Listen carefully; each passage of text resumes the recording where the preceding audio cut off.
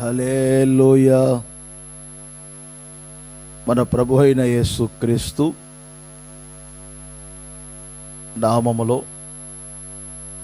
గుడారాల పండుగ రెండవ రోజు ఉదయకాల సమయంలో సకాలములో ఈ కోడికలో కూర్చున్నటువంటి మీ అందరికీ నిండు మనసుతో ప్రేమపూర్వకమైన వందనాలండి. అందరికీ వందనాలు. హెబ్రీయులకు రాసిన పత్రిక 10వ అధ్యాయం 24లో ఉంటుంది 26 వరకు. ఆ వాక్యాన్ని చదివి అందులో నుండి కొన్ని మాటలు క్లుప్తంగా వివరిస్తాను. జాగ్రత్తగా మీరు ఆలకించండి. నేను చెప్పుకుంటూ వెళ్తాను, మీరు వెంబడించండి వాక్యమును. కొందరు మానుకొనుచున్నట్లుగా సమాజముగా కూడుట మానక ఒకరిని ఒకరు హెచ్చరించుచు ఆ దినము, అందరు చదవండి ఆ ఒక్క మాట, నేను చెప్పిన మాట, ఆ దినము అనండి, స్వరమెత్తాలి అందరూ. ఆ దినము సమీపించుట మీరు చూచిన కొలది మరి ఎక్కువగా అలాగు చేయుచు ప్రేమ చూపుటకును సత్కార్యములు చేయుటకును ఒకరిని ఒకరు పొరికొలుపుకొనుడని వాక్యం చెప్తుంది. ఆ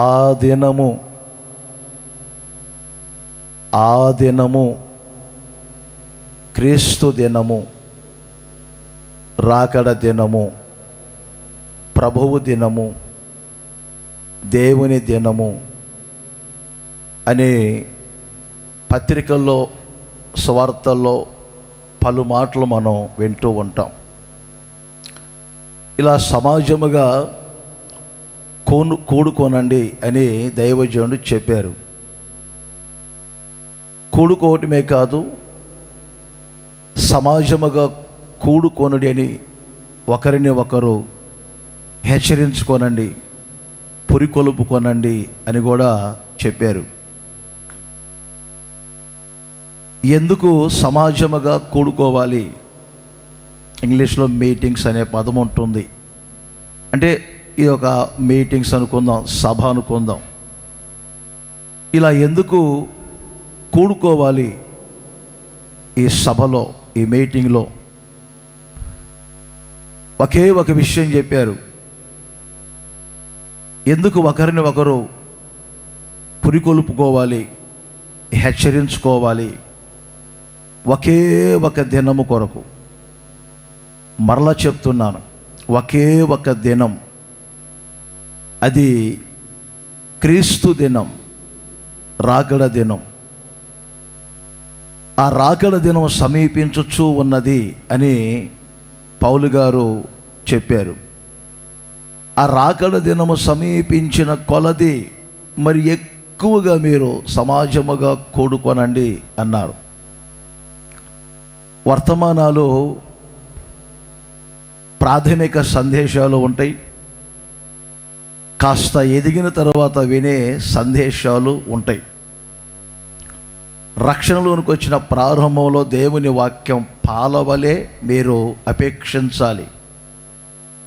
కొంచెం ఆధ్యాత్మికముగా ఎదిగిన తర్వాత ఆ వాక్యమును ఒక బలమైనటువంటి ఆహారముగా తీసుకోవాలని ఆ రోజుల్లోనే దైవజనులు చెప్పారు. ఇంకా పాలు త్రాగే వారిగా ఉండొద్దు, వాక్యాన్ని కొంచెం ఒక బలమైన ఆహారముగా తీసుకోమని చెప్పారు. అంటే అర్థమేంటి? ఒక చదువుకోవడానికి స్కూల్లో చేర్పించినటువంటి పిల్లల్ని ఎప్పుడు ప్రాథమికమైనటువంటి చదువులు ఉండవు, వారికి అంచెలంచెలుగా తరగతులు మారుతూ ఉంటాయి. అలాగే ఈ గుడారాల పండుగకు వచ్చారు, అన్ని కోణాలలో అవసరమైనటువంటి మాటలను మీరు కూర్చుకోవాలి, వినాలి. ఆ దినము కొరకు మీరు సమాజముగా కూడుకోనండి.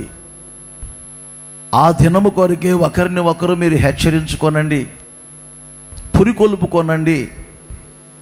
ఒక దినము సమీపించుచూ ఉన్నది, ఒక దినము సమీపించుచూ ఉన్నది. కొంచెం మీరు 37వ వాక్యమును కూడా గమనించినప్పుడు ఇక్కడ ఏమని రాయబడిందంటే అదే విషయాన్ని ఇక్కడ ఇంకొక కోణంలో చెప్పారు. అక్కడ ఏమన్నారంటే కాలము చాలా సంకుచితముగా ఉన్నది, వచ్చుచున్నటువంటి యేసుక్రీస్తు ఆలస్యము చేయక వచ్చును, ఆలస్యము చేయక వచ్చును. కొంచెం జాగ్రత్తగా పరిశీలన చేయాలి.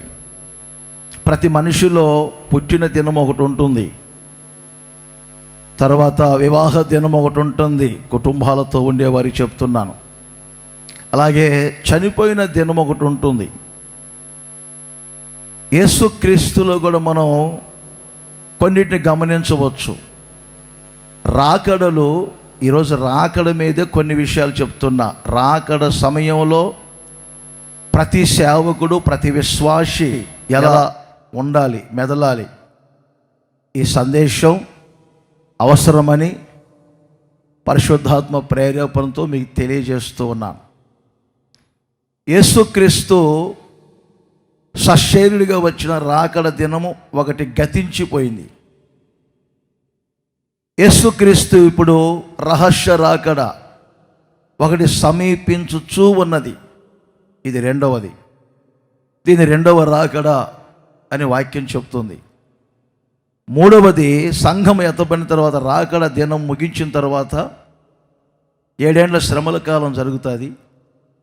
ఆ 7 ఏండ్ల శ్రమల కాలం యొక్క మధ్యలో 3.5 సంవత్సరాల ముగింపులో, 3.5 సంవత్సరాల కాలం ఆరంభములో మేఘారుడిగా ప్రభు వస్తారు. ఆయన భూమి మీదికి రారు, మేఘారుడిగా వస్తారు, తన దూతలను పంపుతారు. రాకడ సమయంలో కొంతమంది విలువబడినటువంటి వాళ్ళు ఉంటారు, అలాంటి వారిని కూర్చుకుంటారు. ఈ లేఖనాలు చెప్తున్న విషయాలు. 4వది ఒకటి ఉంది, యేసయ్య వచ్చే దినం. అది బహిరంగ రాకడ. అది యెరూషలేమునకు తూర్పున ఉన్నటువంటి ఒలీవల కొండ మీద ఆయన పాదములు నిలుపుతారు. ఆ కొండ 2 భాగాలుగా విభజించబడుతుంది. అక్కడ ఒక లోయ ఏర్పడుతుంది. అక్కడ అర్మగెద్దోను యుద్ధం జరుగుతుందని లేఖనాల్లో వ్రాయబడినటువంటి మాటలు. ఒకటి సశరీరుడిగా వచ్చిన రాకడ, రెండవది రహస్య రాకడ, మూడవది మేఘారుడిగా వచ్చే రాకడ. రహస్య రాకడ మేఘారుడిగా వస్తున్నారు అని అనకూడదు, బైబిల్ అలా చెప్పటం లేదు. మూడవది మేఘారుడిగా రావటం. 4వది బహిరంగ రాకడ. యేసుక్రీస్తు పునరుద్ధానుడై 40వ రోజున వెళ్తున్నప్పుడు ఆ గల్లియ ప్రాంతపు వారందరూ ఒలీవల కొండ ప్రాంతంలో ఉన్నప్పుడు, ఏ ఒలీవల కొండ మీద నుంచి ఆయన వెళ్తూ ఉన్నారో అక్కడ ఒక మంచి మాట వ్రాయబడింది. ఏ యేసు ఇక్కడి నుండి కొనిపోబడ్డారో అక్కడికి మరలా ఆయన వస్తారు, మీరు చూస్తారని ఒక వాక్యం చెప్తుంది. ఈ 4 విధములైనటువంటి రాకడల గురించి పరిశుద్ధ గ్రంథమైన బైబిల్ చెప్తుంది. అయితే ఇవన్నీ కాదు ఇప్పుడు నేను చెప్పాలనుకున్నది. ఒక దినం, అదే రాకడ. ఈ రోజున ప్రపంచవ్యాప్తంగా క్రైస్తవ ప్రజలు ఎదురు చూస్తుంది ఒకే ఒక దినము కొరకు, అదే రాకడ దినం. అది క్రీస్తు దినము, ప్రభువు దినము, దేవుని దినము అని వ్రాయబడింది. ఆ రాకడ దినము కొరకు ఎందరో పాటలు పాడుకున్నారు. దైవజనులు యేసన్న గారు ఈ సంస్థ ప్రారంభించబడినప్పుడే, యేసయ్యా ఎప్పుడో నీ రాకడ దినము, సమయము అని ఎందరో భక్తులు ఒక్క దినం అదే రాకడ దినం, అది చాలా సమీపముగా ఉన్నది. ఆ రోజుల్లోనే చెప్పారు. కనుక మీరు ఒకరినొకరు పురుకొల్పుకోనండి, ఒకరిని ఒకరు హెచ్చరించుకోనండి. ఆ దినము సమీపించుట కొలది ఇంకొంచెం మీరు ఎక్కువగా చేయండి అని వాక్యం చెప్తుంది. మీ చేతుల్లో ఉన్న పరిశుద్ధ గ్రంథమైన బైబిల్లో పేతురు 2వ పత్రిక 3వ అధ్యాయం కొంచెం వివరించుకుంటూ వెళ్తాను. పాయింట్ల మీద పాయింట్లు ఎందుకులే, తర్వాత నేను కొంచెం వివరించుకుంటూ వెళ్తాను.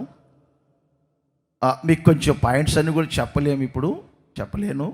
కొన్ని రెఫరెన్సులు మాత్రం ఇస్తాను. ఒక 2-3 మాటలు చెప్పి కొన్ని రెఫరెన్సులు ఇస్తాను. ఈ పేతురు 2వ పత్రికలో 3వ అధ్యాయములో 3 రెఫరెన్సులు చెప్తాను, అక్కడ నోట్ చేసుకోనండి. ఇక్కడ 3 గుంపులు వారు ఉంటారు. ఈ 3వ అధ్యాయం ప్రభు రాకన్న గురించి పేతురు ఆ రోజుల్లోనే చెప్పారు. వింటున్నారు కదా జాగ్రత్తగా.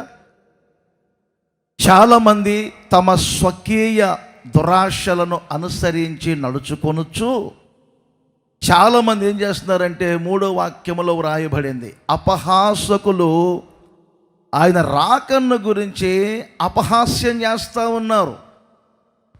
వారు ఎందుకు అపహాస్యం చేస్తున్నారంటే వారు తమ స్వకీయ దురాశలను అనుసరించి నడుచుకునేవారు. భూమి పుట్టినది మొదలుకొని భూమి బాగానే ఉంది, ఆకాశం బాగానే ఉంది, సూర్య చంద్ర నక్షత్రాలన్నీ, ప్రకృతి అంతా బాగానే ఉంది. మీరేమిటి, ఆకాశం చాప చుట్టమడిలో చుట్టబడుతుంది, భూమి నిలుచోటు లేకుండా ఉంటుంది, కాలప కాయలు రాలినట్లుగా సూర్య చంద్ర నక్షత్రాలన్నీ రాలిపోతాయి, పంచభూతములన్నీ మహావేంద్రముతో తొలగిపోతాయి, కరిగిపోతాయి అని చెప్తారు అని రాకడన గురించి అపహాస్యం చేసేవాళ్ళు.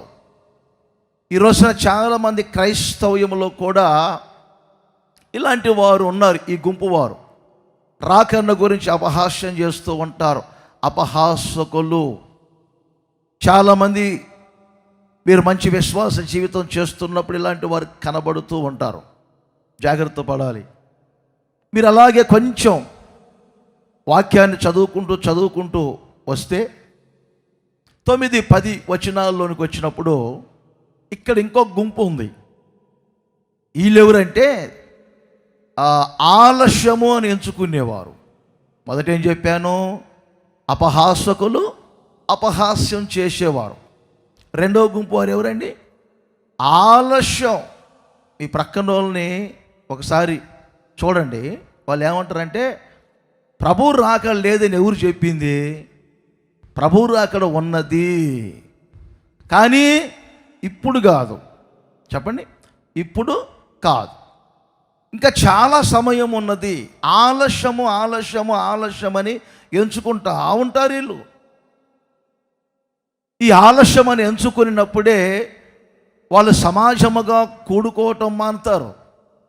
మారు మనసును గురించి నిర్లక్ష్యం, బాప్తిస్మాల గురించి నిర్లక్ష్యం, ఒక సిద్ధపాటు ఉండదు వాళ్ళ జీవితంలో. ఆలస్యం. మనం అక్కడక్కడ కొన్ని ఉపమానాలు వింటూ ఉంటాం. యేసు ప్రభు చెప్పిన మాటలు. బుద్ధి లేని కన్యకలు ఉన్నారు కదా, ఒక ఉదాహరణ చెప్తున్నాను.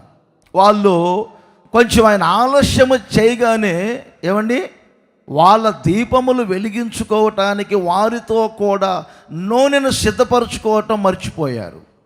వాళ్ళ నిర్లక్ష్య ధోరణిలో వెళ్ళారు. బాగా ఆలోచన చేయండి. ఒక ఉదాహరణ ఇది. ఆలస్యం క్రైస్తవం ఈ రోజున సుఖభోగాల్లో పడిపోవటానికి కారణం ఏంటంటే రాకడ ఆలస్యం. బైబిల్లో రాయబడిన మాటలో ఒక యజమానుడు దేశాంతరం వెళ్ళారు. ఆయన కొంచెం ఆలస్యంగా వచ్చేసరికి తోటి దాసుల్ని కొట్టడం, ఒక దాసుడు తినేవారితో త్రాగేవారితో ఏమండి గడపటం, ఇవన్నీ ఆలస్యం అనేది ప్రతి ఒక్కరి జీవితంలో ఉండకూడదని మనకు వాక్యం చెప్తుంది. ఇలాంటి గుంపు వారు ఉంటారు ఈరోజు, చాలా ఆలస్యం. అందుకే నిర్లక్ష్య ధోరణిలో వెళ్తూ ఉంటారు, సమాజముగా కూడుకోరు. ఇంకా కొంచెం మనం 12వ వాక్యం వరకు వచ్చినప్పుడు ఇదే అధ్యాయంలో ఇక్కడ ఇంకో గుంపు వారు ఉన్నారు. వీరెవరో తెలుసా? దేవుని దినపు రాకడ కొరకు ఆశతో కనిపెట్టుచు ఎదురు చూస్తూ ఉండేవారు. చూశారా? ఇప్పుడు పేతురు గారు చెప్పినటువంటి ఈ బోధలో మీరు అపహాసకులుగా ఉండి అపహాస్యం చేసేవారిగా ఉండకూడదు, ఆలస్యమును ఎంచుకునేవారిగా ఉండకూడదు. మరి మీరు ఎలా ఉండాలి? ఆశతో కనిపెట్టేవారిగా ఉండాలి. మరలా చెప్తున్నాను, ఆశతో కనిపెట్టేవారిగా ఉండాలి. మీ ప్రక్కన వారిని చూసినప్పుడే మీకు అర్థమవుతుంది, వీరు అపహాస్యం చేస్తున్నారా, ఆలస్యమని ఎంచుకుంటున్నారా, లేకపోతే ఆశతో అపేక్షిస్తున్నారా. అన్నీ ఆమెదే ప్రారంభమైనవి. అపహాస్యం చేసేవారు, ఆలస్యమని ఎంచుకునేవాళ్ళు, ఆశతో అపేక్షించేవారు. వాళ్ళని చూస్తే అర్థమవుతుంది. కారణం ఏంటంటే రాకడ గురించి రకరకాలుగా వ్రాయబడింది. ప్రకటన గ్రంథం వరకు వెళ్తే వెళ్ళబాకండి. ఇప్పుడు అక్కడ రాకడ గురించి ఇంకొక మాట ఏమని రాయబడిందంటే, వివాహోత్సవ సమయము వచ్చి ఉన్నది, దినము వచ్చి ఉన్నది, ఆయన భార్య తన్ను తాను సిద్ధపరచుకొనుచున్నది అని వాక్యం చెప్తుంది. నా ప్రియమైన సహోదరులారా, యేసుక్రీస్తు రాకడ కొరకే ఈ రోజున ప్రపంచవ్యాప్తంగా క్రైస్తవ్యం ఎదురు చూస్తుంది. ఒక దైవ సేవకుడు యేసుక్రీస్తు రాకడ కొరకే ఎదురు చూస్తున్నది. ఈ లోకములో భౌతికమైనటువంటి ఆశీర్వాదముల కొరకే కాదు, భౌతికమైన ఆశీర్వాదములు ప్రభువును నమ్ముకున్న వారి కంటే కూడా లోకస్తులు మరి ఎక్కువగా ఆశ్రయించబడుతున్నారు. కొన్నిసార్లు మీకంటే ఎక్కువగా లోకస్తులకే స్థలాలు, పొలాలు, ఆస్తులు, ఇంకా చెప్పాలంటే ధనధాన్యాలు, ఏమండి భవనాలు, మంచి మంచి కారులు, ఏమండి మంచి స్థాయిలోనే ఉన్నారు. యేసు ప్రభువుని నమ్ముకోవటం, ఆయనలోనికి రావటం ఏదో భౌతికమైనటువంటి ఆశీర్వాదాల కొరకే కాదు. కానీ పౌలు అదే అంటారు, ఈ జీవితకాలం మట్టుకే కాదు కదా మనం ప్రభువునందు నిరీక్షణ కలిగి ఉండేది. అలా అయితే లోకములో ఉన్న వారందరికంటే దౌర్భాగ్యులం కదా. కాదు, మనమందరం ఆయన రాకడ కొరకు నిరీక్షిస్తున్నాం గనుక ఆయన కనబడినప్పుడు ఆయన వలె మారాలి, ఆయన మనం ముఖాముఖిగా చూడాలి, ఆయన ఎదుట నిలబడాలి. ఇలాంటి అనుభవాలతో దేవుని ప్రజలు నడిపించబడాలని మరొకసారి తెలియజేస్తున్నాను. గమనించండి, అపహాస్యం చేసేవారిగా మీరు ఉండకూడదు, ఆలస్యము అని ఎంచుకునేవారిగా మీరు ఉండకూడదు, ఆశతో అపేక్షించువారిగా కనిపెట్టుచూ ఉండాలి. మరి ఎక్కువగా సమాజముగా మీరు కూడుకోవాలి, ఒకరిని ఒకరు పురుకొలుపుకోవాలి. చెప్పండి, అందరూ ప్రక్కనలు చెప్పండి, మరణాత అని చెప్పండి. కొంచెం గట్టిగా చెప్పండి, కొంచెం గట్టిగా చెప్పండి. మరణాత అంటే ఏంటి? ప్రభువు వచ్చును, ప్రభువు వచ్చునుగాక. ఇంకో మాట చెప్పనా? ప్రభువు వచ్చి ఉన్నారు. ఇది ఆ మాటకు అర్థం, తప్పేమీ లేదు. సరే, భౌతికంగా ఏ ఇంట్లోనైనా ఒక వివాహం జరుగుతూ ఉందనుకోండి, ఒక తేదీని నిర్ణయిస్తారు. దాని కొరకు కళ్యాణ మండపాలు ఏమండి బుక్ చేసుకుంటారు. దాని కొరకు సమస్తాన్ని సమకూర్చుకుంటారు. ఇక సమీపిస్తుంది, 3 రోజులు ఉన్నది, 4 రోజులు ఉన్నది, 6 రోజులు ఉన్నదని చెప్పుకుంటూ ఉంటారు. బైబిలు ఇదిగో ఈ రోజుల్లో ప్రభు వస్తారు, ఈ రోజున వస్తారు అనేది మనకు ఒకవేళ తెలుసున్నట్లయితే ఆ రోజుకు మనం సిద్ధపడేవాళ్ళం. ఒక వివాహ తేదీ ఉంటుంది, దాని కొరకు అన్నీ సిద్ధపరుస్తారు. కానీ ఆయన 4 జాముల్లో ఏ జాములో వస్తారో తెలియదని వాక్యం చెప్తుంది. అందుకని ఆయన మనం చెప్పిన మాట ఏంటి తెలుసా? ఆయన ఏ జాములో వచ్చినా దేవుని ప్రజలు సిద్ధంగా ఉండాలి, ఏ సమయంలో వచ్చినా సిద్ధముగా ఉండాలి. అందుకని సంఘానికి, ఒక సేవకునికి ఎప్పటికప్పుడు ఒక సిద్ధపాటు కావాలి. ఇలా సమాజముగా కూడుకుంటుంది ఎందుకు? మీ కొరకు ఒక 2 నెలల నుండి తగిన ఏర్పాట్లన్నీ చేస్తుంది ఎందుకు? ఇక్కడ మీరేమనుకోబాకండి, పిచ్చోళ్ళలాగా తిరగటానికి నిక్కర్లు వేసుకొని పిచ్చోళ్ళలాగా ఏమండి ఓ బాబోయ్ పందిరుల్లోనికి బోర్లమ్మే వాళ్ళు వస్తున్నారు, పూసలమ్మే వాళ్ళు వస్తున్నారు. ఒక లారీకి దించాడు చేపలు ఆయన అటు పక్కన మూటలు మూటలు మూటలు మూటలు. ఏమండి మీరు ఇంత ప్రయాసపడి వచ్చినది ఒక 2 నెలలు ఉపవాస ప్రార్థనలు చేసి ఇవన్నీ ఎందుకు ఈ గుడారాలు ఏర్పాటు చేయటానికి కారణం ఏంటి? మీరందరు ఇక్కడ సమాజముగా కూడుకున్నది ఎందుకు? సంఘములో కూడుకున్నది ఎందుకు? ఎన్నో ప్రార్థనా మందిరాల దేవుడు ఇచ్చినది ఎందుకు? ఒక సమాజముగా మనం కూడుకుంటుంది ఎందుకు? అక్కడ కూడుకొని ఏం చేయాలి? సమాజముగా కూడుకొని ఏం చేయాలి? ఆ విషయాలే బైబిల్లో చక్కని విషయాలు రాయబడింది. నేను చదివించే ప్రతి చోట క్రీస్తు దినం, ప్రభు దినం, రాకడ దినం, దేవుని దినం అనే పదాలే ఉంటాయి. కొంచెం మీకు చెప్తాను చూడండి. ఇంకొక చిన్న వివరణ ఇచ్చి కొన్ని మాటలు మీకు ఎక్కువ వివరించను, రెఫరెన్సులు మాత్రం మీకు ఇస్తాను. ప్రభు రాకడ 2 విధాలుగా ఉంటుంది. 2 విధాలుగా అంటే వాక్యం అంటుంది నేను దొంగ వలె వచ్చుచున్నాను అన్నారు. ఏకీభవించండి, అప్పుడప్పుడు తప్పు లేదు. దగ్గరగా ఉన్న వాళ్ళు ఏకీభవించండి. ఎలా వస్తున్నా? నేను దొంగ వలె వచ్చుచున్నాను అన్నారు. మరలా పౌలు గారు తన పత్రికల్లో ఏమని మాట్లాడారంటే ఆయన దొంగ వలె వచ్చేది సంఘం మీది కాదు, దొంగ వలె వచ్చేది నా మీది కాదు, మీ మీది కాదు, మన మీది కాదు. పౌలు గారు తన తెస్సలోనిక పత్రికల 5వ అధ్యాయంలో వ్రాస్తారు, ఆయన దొంగ వలె మన మీదికి వచ్చుటకు మనము చీకటిలో ఉన్న వారిమి కాము, మనము రాత్రి వారిమి కాము. దొంగ ఎప్పుడు వస్తాడు? చీకటి సమయంలో వస్తారు, రాత్రి వేళ వస్తాడు. ఇప్పుడు పగల దొంగలు కూడా ఉన్నారేం లేవా? బైబిల్ చెప్తున్న సత్యాన్ని నేను చెప్తున్నా. పగలు కూడా దొంగతనం చేస్తున్నారంటే మరి అది బైబిల్ పరంగా విరుద్ధం. ఎవరైనా ఇక్కడ దొంగలు ఉంటే గమనించండి, అదే రాత్రులు చేసుకోండి, బైబిల్ చెప్తుంది కాబట్టి.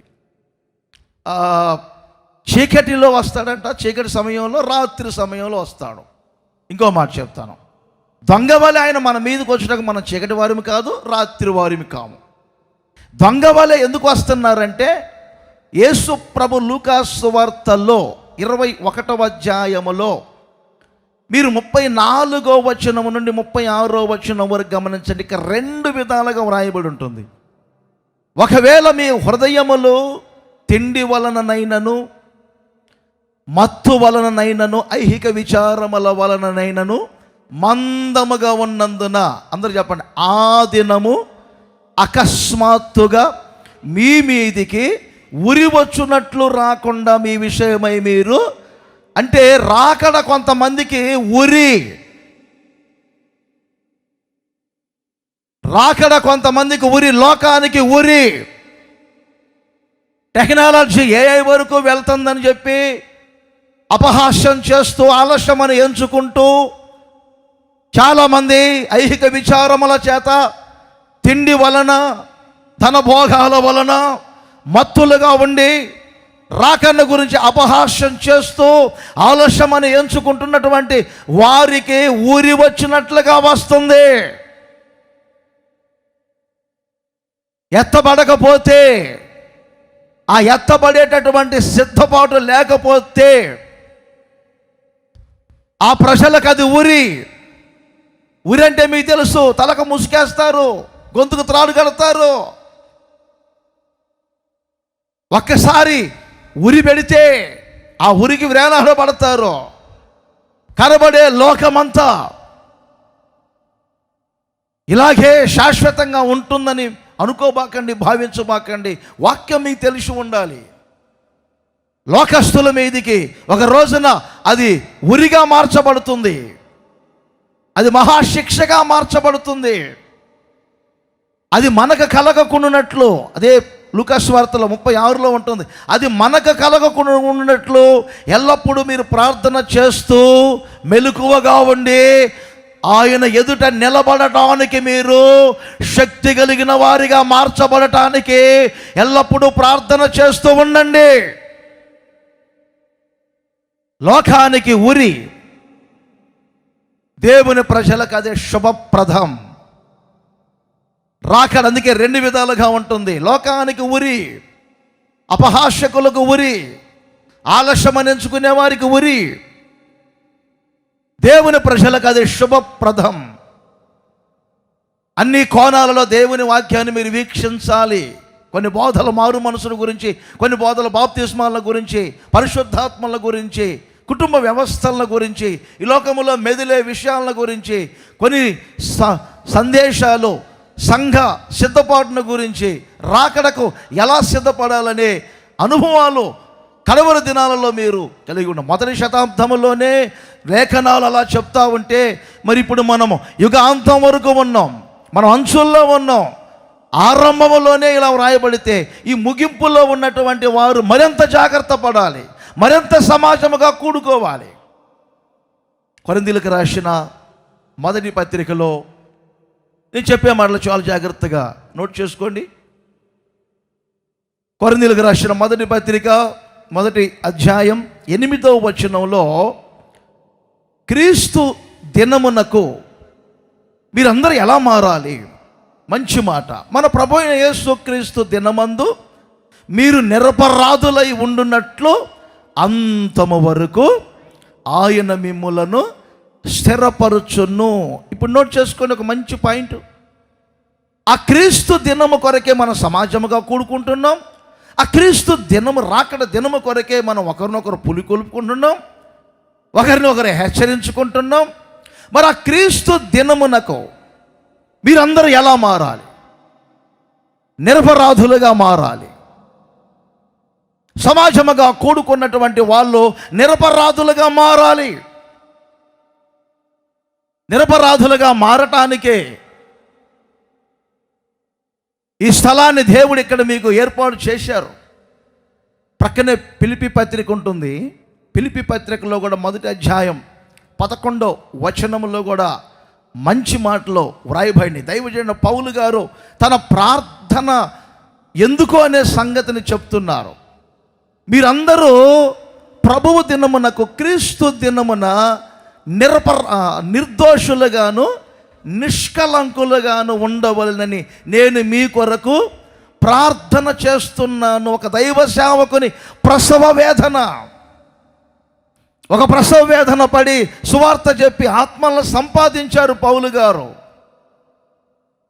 అందుకే నేను సువార్త చెప్పి ప్రసవ వేదన పడి మిమ్మల్ని అందరినీ రక్షణలోనికి తీసుకొని వచ్చాను. మరలా ఇప్పుడు మరొక ప్రసవ వేదన. ఏమిటా ప్రసవ వేదన అంటే, సంఘములో సమాజముగా కూడినటువంటి మీ అందరూ క్రీస్తు దినము రోజున ఆయన స్వారూప్యముగా, ఆయన పోలికగా మార్చబడాలి, నిర్దోషులుగా మార్చబడాలి, నిరపరాధులుగా ఉండాలి, నిష్కలంకులుగా ఉండాలి. ఎంతమందికి ఈ దాహం ఉంది? త్రికోణములో మనిషి నిరపరాధిగా మార్చబడతారు. నిరపరాధులుగా, నిర్దోషులుగా, నిష్కలంకులుగా మార్చబడటానికే కదా యేసుక్రీస్తు ఈ లోకానికి సశరీరుడిగా వచ్చి ఆయన రక్తం మన కొరకు కార్చారు. సంఘము ఎప్పుడు నిష్కలంకులుగా ఉండాలి. రక్తము చేత, దేవుని వాక్యము చేత, పరిపూర్ణమైన పరిశుద్ధాత్మ శక్తి చేత ఈ 3 అనుభవాలు ఉన్నప్పుడే ఆత్మ శరీరములు ఏమండి నిరపరాధులుగా లేక నిష్కలంకులుగా, నిర్దోషులుగా మార్చబడతాం. కొన్ని పాపాలు శరీరములో ఉంటాయి, కొన్ని పాపాలు ఏమండి జీవములో ఉంటాయి, ప్రాణములో ఉంటాయి, కొన్ని పాపాలు ఆత్మలో ఉంటాయి. మీ సెల్ ఫోన్లో ఏమండి ఫోన్ మెమొరీ ఉంటుంది, తర్వాత మరలా సపరేట్గా మెమొరీ ఒకటి వేయించుకుంటాం అంటారు. ఇన్బాక్సులు చాలా ఉంటాయి. అలాగే శరీరములో ఉండే పాపాలు, ప్రాణములో ఉండే పాపాలు, ఆత్మలో ఉండే పాపాలు ఉంటాయి. అందుకే 3 భాగాలుగా చేయబడినటువంటి మనిషి కొరకు 3 అనుభవాలు ఉంటాయి. ఒకటి రక్తం, ఒకటి వాక్యం, ఇంకొకటి ఆత్మ. ఈ 3 అనుభవాలు మనిషిని ఏమండి నిందారహితంగా మారుస్తాయి. పౌలు గారు తెస్సలోనిక పత్రిక 5వ అధ్యాయం 23వ వచనంలో ఈ మాట చాలా ప్రాముఖ్యమైనది. హోసన్నా మినిస్ట్రీస్కి, మీ ఆత్మయు మీ శరీరమును మీ జీవమును ప్రభువు రాకడ సమయములో ఎలా మారాలి? నిందారహితముగా మార్చబడాలి, నిరపరాధులుగా ఉండాలి. ఈ స్థలానికి వచ్చినదందుకు, ఇక్కడ సమాజముగా కూడుకున్నదందుకు. మరొకసారి చెప్తున్నా, ఇక్కడ సమాజముగా కూడినది ఒకరినొకరు హెచ్చరించుకుంటూ, పురికొల్పుకుంటూ, ఆసక్తి రేపుతూ, మీరు ఎందుకు ఇక్కడ తీసుకొని వచ్చారంటే, ఈ చోట ఈ సమాజములో నా దేవుడు క్రీస్తు దినమునకు మిమ్ములను నిరపరాధులుగా మార్చునగాక, నిర్దోషులుగా మార్చబడాలి.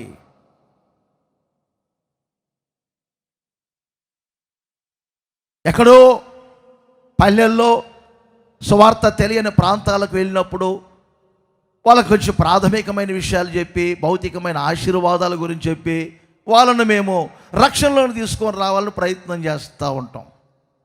సంఘములో సమాజముగా మందిరాల్లో కూడుకున్న వారికి ఏమండి బోధన ఎలా ఉండాలంటే, ఎప్పుడు యేసు రక్తం, వాక్యం, ఆత్మ. మీకు కూడా ఉండవలసిన ఆసక్తి ఏమిటి? మీరు నిరపరాధులుగా మారాలి. ఇది సాధ్యమండి? సాధ్యమే. 99 సంవత్సరాల తర్వాత, బాగా వినండి, 99 సంవత్సరాల వయసు వచ్చింది అబ్రహాముకి. అప్పటికే ఆయన 30 సంవత్సరాలు భక్తి చేసుకుంటూ వచ్చారు. దేవుడు మరలా ప్రత్యక్షమవుతూ ఉంటారు. ప్రత్యక్షమైనటువంటి దేవుడు ఏం చెప్తారో తెలుసా? అబ్రహాం, నా సన్నిధిలో నీవు నిందారహితముగా ఉండి నడుచుకో, నిందారహితుడివై ఉండు, నా సన్నిధిలో నడుచుకో. ఇన్ని సంవత్సరాలు భక్తి చేసిన తర్వాత ఇంకా నిందారహితమైన జీవితం ఏమిటి? మీకు ఒక చిన్న సంగతి చెప్తా వినండి. యేసు ప్రభు మత్తయి సువార్తలో 24వ అధ్యాయములో రాకడ గురించి మాట్లాడేటప్పుడు పూర్వం ఉన్నటువంటి నోవాహు యొక్క దినములను జ్ఞాపకం చేశారు. ఏమిటా నోవాహు దినములు? బాగా ఆలోచన చేయండి. జనులు ఎలా మెదిలేరు ఆ రోజుల్లో? తినుటకును, త్రాగుటకును, పెళ్లి చేసుకోవటానికి, ఏమండి కట్నాలు పంచుకోవటానికి మొగ్గు చూపారు. కానీ నోవాహు గారు వాడగట్టి ఏమండి ఆత్మస్వరూపిగా వెళ్ళి సువార్త ప్రకటిస్తుంటే ఎవరండి ఆ రోజున ఆయన మాటలు విన్నది? ఎంత స్వచ్ఛముగా దేవుని వాక్యం రాయబడి ఉంటుంది. ఆత్మస్వరూపిగా చెరలో ఉన్న వారి దగ్గరకు వెళ్ళి ఆయన ప్రకటించారు. అయ్యో, ఒక దినం వస్తుంది, భయంకరమైన జలప్రలయం అంట. దేవుడు అందుకే నన్ను జాగ్రత్త పరుచుకోమని చెప్పారు. నా సమస్తాన్ని నష్టపరుచుకొని ఇదిగో వాన కట్టుకుంటున్నాను. అయ్యలారా, మీరు సహకరించకపోయారు. కనీసం ఈ వాళ్ళలోనికైనా రండి, ఈ వాడలోనికి రండి. పిచ్చోళ్ళలాగా చూశారు ఆ రోజున నోవాహుని. వాళ్ళు తినటమే ముఖ్యం, త్రాగటమే ముఖ్యం, వాళ్ళ డ్యాన్సులు ముఖ్యం. ఇంకా చెప్పాలంటే పెండ్లికి ఇచ్చుకోవటాలు, కట్నాలు పంచుకోవటాలు, ఇవే చూశారండి. అయితే ఆ దినములలో నోవాహు ఒక్కరు ఎలా రక్షించబడ్డారో, ఆయన కుటుంబం మాత్రం ఎలా రక్షించబడిందో, నా రాకడ సమయంలో కూడా అలాగే ఉంటుంది. ఈరోజు చూడండి, ప్రపంచవ్యాప్తంగా జనులు తినటానికి, త్రాగటానికి, ఆడటానికి, ఏమంటే కట్నాలు పుచ్చుకోవటానికి, తీసుకోవటానికి, వీటికే మొగ్గు చూపుతున్నారు తప్ప యేసు ప్రభు చెప్పిన మాట తూచా తప్పకుండా నెరవేర్చబడుతుంది. అయితే మీరు గమనించాలి, నోవాహు కుటుంబం మాత్రమే ఆ రోజున రక్షించబడటానికి కారణం, ఒక నూతన సృష్టిని అనుభవించడానికి కారణం, నోవాహు ఆ తరము వారిలో నీతిమంతుడు కాదా? నోవాహు దేవునితో వాక్యముతో నడిచిన వారు కాదా? నోవాహు నిందారహితముగా జీవించిన వారు కాదా? ఎన్నో ఈ రోజున తెరవబడినటువంటి పుస్తకములో నుంచి అనేకమైన విషయాలు వ్రాయబడి ఉండగా క్రీస్తు దినమునకు మీరందరూ నిరపరాధులుగా మార్చబడుదురుగాక. నోవాహు వలె నీతిగా బ్రతకండి, వాక్యముతో నడవండి, నిందారహితముగా జీవించండి, సకల దుర్గుణాలకు వ్యతిరేకంగా మారండి, తుచ్చమైన అభిలాషల్లో పడిపోబాకండి, అపహాస్యం చేసి అపహాసకుల్లాగా ఆలస్యమనే ఎంచుకునే వారిగా ఉండబాకండి. ఆశతో అపేక్షిస్తూ కనిపెట్టి ఆ దేవుని దినపు రాకడ కొరకు ఎదురు చూసేవారిగా ఈ సమాజంలో నా దేవుడు అలాంటి కార్యములు జరిగించునగాక. ఇంకా చక్కని విషయాలు వ్రాయబడి ఉంటాయి. కొత్త నిబంధనల పత్రికలో నేను చదివానండి, చాలా విషయాలు రాయబడి ఉంటాయి. కొద్దిగా చెప్తాను చూడండి. ఫిలిప్పీ పత్రికలో మనందరికీ బాగా సుపరిచయమైనటువంటి వాక్యం. ఫిలిప్పీ పత్రికలో మొదటి అధ్యాయములో ఆ 3, 4, 6 వచనాలు ఒకే 2 వచనాల్లో ఇమిడి ఉంటాయి. ఈ వాక్యాలలో కూడా ఒక మంచి మాట మీరు గమనించండి.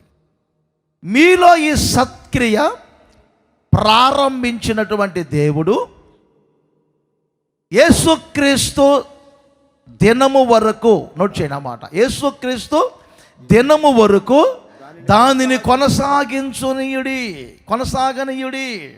చూసారా, యేసుక్రీస్తు దినం ఒకటి ఉంది, రాకడ దినం ఒకటి ఉంది, అదే దేవుని దినం. ఆ దినమునకు మీరు నిరపరాధులుగా మారాలి. రెండవది ఇక్కడ ఏమంటుందంటే, మీలో ఒక సత్క్రియ ప్రారంభించబడింది కదా, ఆ సత్క్రియను వదిలిపెట్టబాకండి, ఆ సత్క్రియను మీరు కొనసాగించండి. ఆ సత్క్రియ క్రీస్తు దినం వరకు ఉండాలి. ఎలా ప్రారంభమైందండి ఈ సత్క్రియ? పూర్వం మనం చూస్తాం కదా, ఆలోచన చేయండి. మొదటి దంపతులు ఏమంటే వాళ్ళకు ప్రథమ సంతానం కయ్యూను, హేబేలు. ఒక నీతిమంతుడిగా జీవించాలనటానికి నిదర్శనంగా రోజుల్లో వారికి ఎవరు లేరు. ఒక దుర్మార్గుడిగా జీవించాలి అనటానికి వారికి ముందు రోజుల్లో ఎవరు లేరు నిదర్శనం. ప్రథమ సంతానం వారే. మరి కయ్యూనులో ఏమండి ఎందుకు దుష్క్రియలు ప్రారంభమైనవి? ఎందుకు కయ్యూను గురించి నీవు సత్క్రియ చేయలేదు బాబు అనటానికి కారణం ఏంటి? ఆయనకు ముందు నిదర్శనం ఎవరున్నారు? మనుషులు ఎవరు లేరు. అయితే ఒకడున్నాడు, గుర్తుపెట్టుకోండి. మనుషులను సృజించక మునిపే ఏదెను తోటలో, అర్థమైందండి, కాలుచున్న రాళ్ల మధ్యలో ఒక సెమినార్ జరిగింది. ఆ సెమినారులో దూతలందరూ పాల్గొన్నారు. ఆ పాల్గొన్న దూతలలో ప్రథమ దూత ఒక దూత ఉన్నాడు, లూసిఫర్ దూత. ఆ దూత అతిశయించుకొని పడిపోవటం, సాతానుగా మారటం. ఆ తర్వాత ఈ భూమి మీద మనుషులు పుడతారంట, నాకు దక్కన సింహాసనం వాళ్ళకు దక్కనీయకూడదని కయ్యూను జీవితంలో దుష్క్రియ ప్రారంభించాడు. అందుకే లేఖనం ఏం చెప్తుంది? దేవుడే స్వయంగా చెప్తున్నారు, నీ హేబేలు తమ్ముడైనటువంటి హేబేలు వలె నీవెందుకు సత్క్రియ చేయలేదు? నీలో సత్క్రియ ఉన్నట్లయితే నిన్ను అంగీకరించేవాడిని, నీ అర్పణను అంగీకరించేవాడిని. అది ఆ రోజుతో ముగింపబడలేదు. కొత్త నిబంధన వరకు కయ్యూను గురించి లేఖనాలు చెప్తానే ఉన్నాయి. అతను నరహంతకుడు. తన తమ్ముడు ఉన్నారే హేబేలు, మరి ఎలా? ఆయనకి నిదర్శనం ఎవరున్నారండి? తన మనస్సాక్షే ఒక ధర్మశాస్త్రముగాను, తన మనస్సాక్షినే ఏమండి ఒక పరిశుద్ధ గ్రంథముగాను పెట్టుకొని సత్క్రియలు ప్రారంభించారు కనుక చరిత్రలో నిలబడి ఉన్నారు. ప్రియమైన సహోదరులారా, ఎఫెసీ పత్రికలో 2వ అధ్యాయములో 10వ వచనములో మంచి మాటలు వ్రాయబడినాయి. మనమందరము క్రీస్తు యేసు నందు ఎందుకు సృజించబడి ఉన్నాము? వాక్యం చెప్తుంది, సత్క్రియలు చేయుటక్కై. ప్రక్కన వాళ్ళకి ఒకసారి చెప్పండి, తప్పు లేదు. దేనికి? సత్క్రియలు చేయుటకు. చెప్పండి, ప్రక్కన వాళ్ళకి చెప్పండి, తప్పులేదు. దేనికి? సత్క్రియలు చేయటానికే యేసుక్రీస్తులో మనం సృష్టించబడితిమి. బాగా ఆలోచన చేయండి. మరి దుష్క్రియలు కలగ చేసేవాడు సాతాను. అలా మనం ఆ 4వ అధ్యాయం ఎఫెసీ పత్రిక 4వ అధ్యాయం 22వ వాక్యం వరకు వస్తే 22వ వాక్యములో వ్రాయబడింది, మునపటి ప్రవర్తన విషయములోనైతే మోసకరమైన దురాశల వలన చెడిపోవు మీ ప్రాచీన స్వభావమును వదలుకొని ఒకప్పుడు త్రాగుబోతులు, వ్యభిచారులు, నరహంతకులు, అబద్ధికులు, క్రీస్తు యేసుకు ముందు పాపపు కోపములో ఉన్నవాళ్ళు, చెడిపోయిన మనసు కలిగిన వారు, మీ చిత్తవృత్తి యందు, మంచి మాటలు, మీ చిత్తవృత్తి యందు నూతన పరచబడిన వారై నీతియు యథార్థమైనటువంటి భక్తి గలవారై దేవుని పోలికగా సృజించబడిన నవీన స్వభావాన్ని క్రీస్తు యేసులో ఇప్పుడు మీరు ధరించుకొని ఉన్నారు. సత్క్రియలు మీకు తర్వాత 2 అధ్యాయాల్లో వినండి, ప్రకటన గ్రంథం 2-3 అధ్యాయాల్లో 7 సంఘాల గురించి వ్రాయబడి ఉంటుంది. మన బైబిల్ చదువుకునేటప్పుడు ఒక పుస్తకం ఎవరు రాశారు, అధ్యాయాలు ఎందుకు వ్రాయబడినాయి అనేది గమనించాలి. లెటర్ చదువుకునేటప్పుడు ఎవరు రాశారో చూస్తాం. సెండ్ అడ్రస్, ప్రమ అడ్రస్ ఉంటుంది, ప్రారంభ మాటలు, ముగింపు మాటలు కూడా ఉంటాయి. అలాగే మనం చదువుకునేటప్పుడు కూడా చాలా జాగ్రత్తగా చదువుకోవాలి. 2-3 అధ్యాయాలలో ఏమంటే ప్రస్తుత సంఘ స్థితి ఎలా ఉంటుంది అనే విషయాలు వ్రాయబడిన ప్రకటన గ్రంథములో. చాలామంది జీవితంలో ప్రారంభంలో ఉన్నాయి కొన్ని మంచి క్రియలు, ఆ తర్వాత రోజుల్లో ఆ క్రియలు చెడిపోయినాయి. అందుకే మొదట మీకున్న క్రియలు ఈ రోజున కనబడడం లేదు. క్రైస్తవ్యంలోనికి వచ్చేటప్పుడు చాలా ఆశగా వస్తున్నారు, మంచి ఉద్దేశంగా వస్తున్నారు, తర్వాత రోజుల్లో సత్క్రియలను పాడు చేసుకుంటున్నారు. అలాంటి స్థితికి వెళ్ళకూడదు సంఘం. అందుకే ఆ సత్క్రియ అంటే మంచి పనులు చేయటానికి మన ప్రభు అయిన యేసుక్రీస్తు ఎవరు? సకల సుగుణాలు కలిగిన దేవుడు. మీరు కూడా సకల సుగుణాలను ధరించుకోవాలి. నేను ఒక మాట చెప్పనా, క్రీస్తు సంపూర్ణత అంటే ఏమిటనుకున్నారు? నేను ఒక మాట చెప్తే వినండి. క్రీస్తు సంపూర్ణత అంటే రేపు పెద్ద మేఘం వచ్చి మనల్ని గమ్ముకుంటుంది, పెద్ద మహిమ వచ్చి మనల్ని గమ్ముకుంటుంది.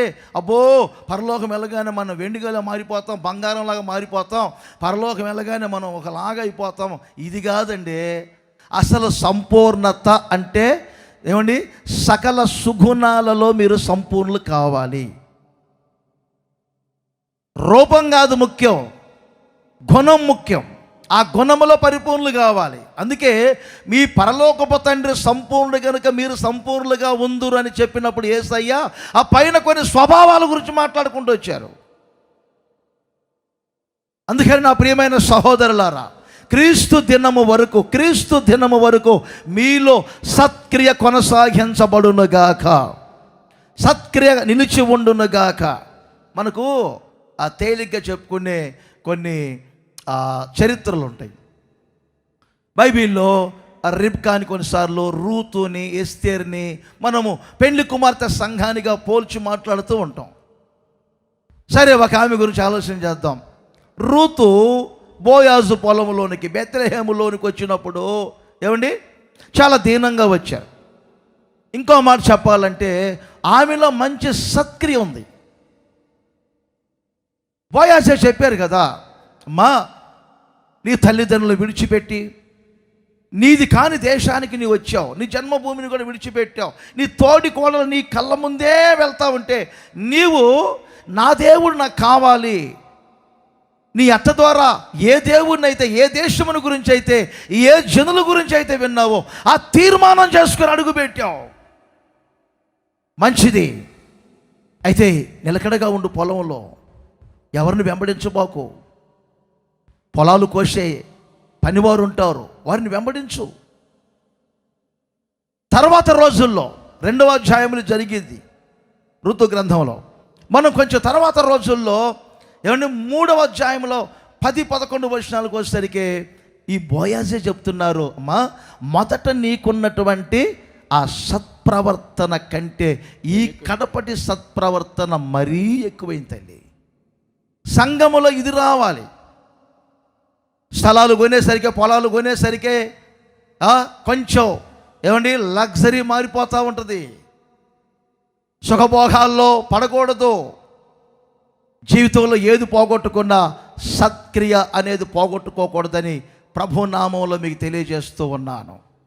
క్రీస్తు దినమునకు ఒకటి మీరు నిరపరాధులుగా ఉండాలి. క్రీస్తు దినమునకు రెండవది మీరు సత్క్రియగా చేయువారుగా ఉండాలి. సత్క్రియలను మీరు ధరించుకునే వారుగా ఉండాలి. ప్రకటన గ్రంథంలో ఒక చిన్న మాట చూద్దామా? 1వ అధ్యాయం 10వ వచనాన్ని చూద్దామా? అందరూ ఒకసారి గమనించండి. ప్రకటన గ్రంథం 1వ అధ్యాయం 10వ వచనం అందరూ చూడండి ఒకసారి. ఏమని రాయబడింది?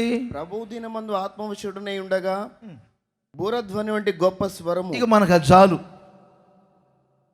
మూడవది, ప్రభువు దినమందు మనం ఎలా ఉండాలి చెప్పండి అందరూ? ఆత్మవశులుగా ఉండాలి. వాస్తవానికి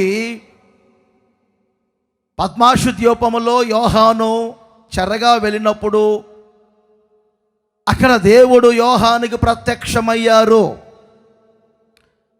పేతురు ఒక రోజున యేసుక్రీస్తు వెళ్తున్నప్పుడు నీ రొమ్మును ఆనుకునే యోహాను సంగతి ఏమిటని అడిగారు. అప్పుడు నేను వచ్చే వరకు అతడు ఉండుట నీకు ఇష్టమైతే, నాకు ఇష్టమైతే నీకెందుకులే బాబు అన్నారు. వాస్తవానికి భౌతికంగా అది రాకన్న గురించి కాదు. పద్మాషు ద్వీపమున యేసుక్రీస్తు యోహానుకు ప్రత్యక్షం కావాలి. యోహాను చేత ప్రకటన గ్రంథం రాయించాలి. ప్రకటన గ్రంథం లేకపోతే అసలు బైబిల్ చరిత్రకు ముగింపు లేదు, క్రైస్తవ చరిత్రకు ముగింపు లేదు, సంఘానికి ముగింపే లేదు. కాబట్టి పద్మాషు ద్వీపమున నేను ప్రత్యక్షమవుతాను. ఇది భౌతికంగా వ్రాయబడినా మనం ఆత్మీయంగా దాన్ని ఆలోచన చేసుకుందాం.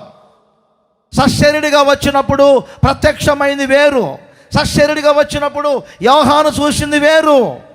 పద్మాషు ద్వీపములో దేవుడు ప్రత్యక్షమైనప్పుడు ఏమండి దేవుని తల ఏమండి హిమం వలె కనపడింది. దేవుని యొక్క పాదములు ఏమండి అపరంజితో బంగారముతో పోల్చబడినాయి. ఆయన కన్నులు అగ్ని జ్వాల వలె కనబడినాయి. ఆయన ముఖము సూర్యుని వలె ప్రకాశిస్తుంది. ఆయన కంఠ స్వరం విస్తారమైనటువంటి జలముల ధ్వని వలె కనబడుతుంది. ఒకసారి ఆలోచన చేయండి. ఆ రోజున పద్మాషు ద్వీపములో యోహానికి ఎలా ప్రత్యక్షమైతే రాకడ సమయములో ఎంత మహనీయుడిగా ఉంటాడు మన దేవుడు. అదే విధముగా ఆయన ప్రత్యక్షం అవ్వాలంటే ఆ ప్రత్యక్షమయ్యేటప్పుడు ఆ దినమునకు మీరందరూ కూడా ఆత్మవశములో ఉండాలి. ఇది చేతుల పైకెత్తి ఒకసారి గట్టిగా హల్లెలూయా చెప్పండి. మా భయం హల్లెలూయా చెబితే మరలా 2 నిమిషాలు ఎక్కడ ఖర్చు అవుతుందో అని. అందుకే చూడండి, ఒక హల్లెలూయా కూడా చెప్పలేదు. అందుకని అడక్కడక అడిగాను కాబట్టి ఒకసారి గట్టిగానే చెప్పండి అందరూ. ఓపొచ్చుగా చేతుల పైకి. ఎవరి వశంలో ఉన్నారు ఇప్పుడు? ప్రక్కన వాళ్ళని అడగండి, మీరు ఎవరి వశంలో ఉన్నారు? అమ్మాయి వశంలో అబ్బాయి ఉంటాడు, అబ్బాయి వశంలో అమ్మాయి ఉంటుంది. డబ్బు వశంలో ఉండే వాళ్ళు ఉన్నారు, లోకం వశంలో ఉండే వాళ్ళు ఉన్నారు, మనుషుల వశంలో ఉండే వాళ్ళు ఉన్నారు, మత్తు పానీయాల వశంలో ఉండే వాళ్ళు ఉంటారు.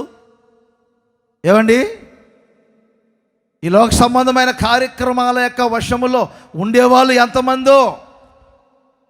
అలా కాదండి, వాక్యం అంటుంది మనము పరిశుద్ధాత్మ వశములో ఉండాలి. ఈ గుడారాల పండుగలో ఎక్కువగా మీకు వినిపించేది దేవుని వాక్యం, రెండవది యేసు రక్తం, మూడవది పరిశుద్ధాత్మను గురించి బోధిస్తూనే ఉంటారు. ఆత్మవశములో ఉండాలి. ఆత్మవశములో ఉంటేనే ఏమండి రాకడ దినానికి మీరు ఒక సిద్ధపాటు కలిగిన వారు. నాకు బైబిల్లో మన అక్క ఉంది కదా, షోలామితి.